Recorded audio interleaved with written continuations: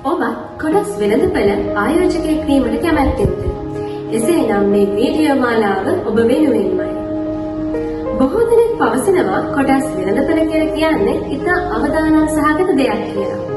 නමුත් ඔබ අවධානයෙන් දැනුමින් සහ නිවැරදි තීරණයකින් යුතුව කොටස් වෙළඳපළ තුළ ආයෝජනය කළොත් ඔබට ඉතා විශාල ප්‍රතිලාභ ලබා ගන්න පුළුවන්. උදාහරණයක් ලෙස පසුගිය වසරේ එනම් 2024 සැප්තැම්බර් මාසයේදී සියලු කොටස් නිර්දර්ශකයේ අගය 10,716.25ක් ලෙස සටහන්ව තිබුණා. එය 2025 සැප්තැම්බර් මාසය වන විට 21,062.45ක් දක්වා වර්ධනය වී තිබෙනවා. එය 96%ක වර්ධනයක්. අපි සරලව හිතමු ඔබ 2024 වසරේදී රුපියල් 10,000ක මුදලක් කොටස් වෙළඳපළ තුළ ආයෝජනය කළේ නම් ඔබට 2025 වන විට එය රුපියල් 19,600ක් දක්වා වර්ධනය කර ගැනීමට හැකියාව තියෙනවා.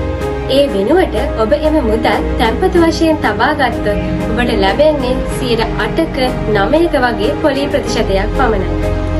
මෙයින් පෙනී යන්නේ කොටස් වෙළඳපළට ඔබගේ මුදල් වටිනාකම වැඩි කරන්න තිබෙන හැකියාවයි.